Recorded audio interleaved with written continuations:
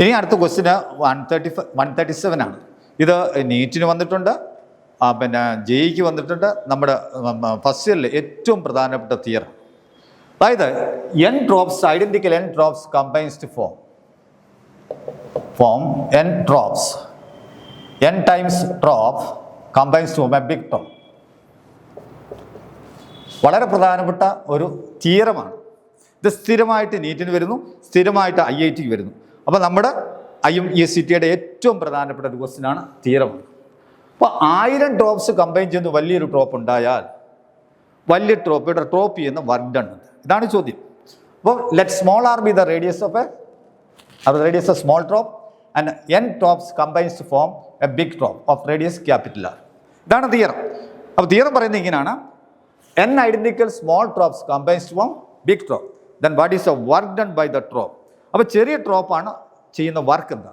അതൊരു വളരെ പ്രധാനപ്പെട്ട തിയറമാണ്. ആ തിയറം നിങ്ങൾ നമ്മുടെ ടെക്സ്റ്റിനകത്ത് ഉള്ള തിയറമാണ്. നോക്കുക. That is W is equal to 4πr² into n raised to 1/3 minus 1. ഇത് നമ്മുടെ ഏറ്റവും പ്രധാനപ്പെട്ട വിലപിടിപ്പുള്ള ഏറ്റവും പ്രധാനപ്പെട്ട ക്വസ്റ്റ്യനാണ്.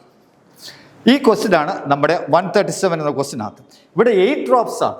8 ഡ്രോപ്സ്, ഇങ്ങനെ 8 ഡ്രോപ്പ് കമ്പൈൻ ചെയ്ത് ഒരു വലിയ ഡ്രോപ്പ് ആകുമ്പോൾ, അപ്പോൾ ഞാനൊന്നുകൂടെ പറയാം, ചെറിയ ഡ്രോപ്പുകൾ കമ്പൈൻ ചെയ്ത് വലിയ ഡ്രോപ്പുകൾ, അതായത് മഴത്തുള്ളികൾ കമ്പൈൻ ചെയ്ത് വലിയൊരു ഡ്രോപ്പായിട്ട് മാറുമ്പോൾ അവിടെ ചെറിയ മഴത്തുള്ളികൾ ചെയ്യുന്ന വർക്കിൻ്റെ അളവുണ്ട്. ഇതൊരു തിയറമാണ്. അവിടെ ചെയ്യുന്ന വർക്കിൻ്റെ അളവ് കാണുന്നത് work is equal to 4πr². T എന്ന് പറഞ്ഞാൽ സർഫസ് ടെൻഷനാണ്, into n raised 1/3 minus 1. n എന്ന് പറഞ്ഞാൽ നമ്പർ ഓഫ് ഡ്രോപ്സ്. അപ്പോൾ നമ്മുടെ ഇവിടെ എത്ര ഡ്രോപ്സ് ആണ് കമ്പൈൻ ചെയ്യുന്നത്? 8 ഡ്രോപ്പാണ്. അപ്പോൾ 8 മഴത്തുള്ളികൾ, 8 rain drops combines form a big rain drop.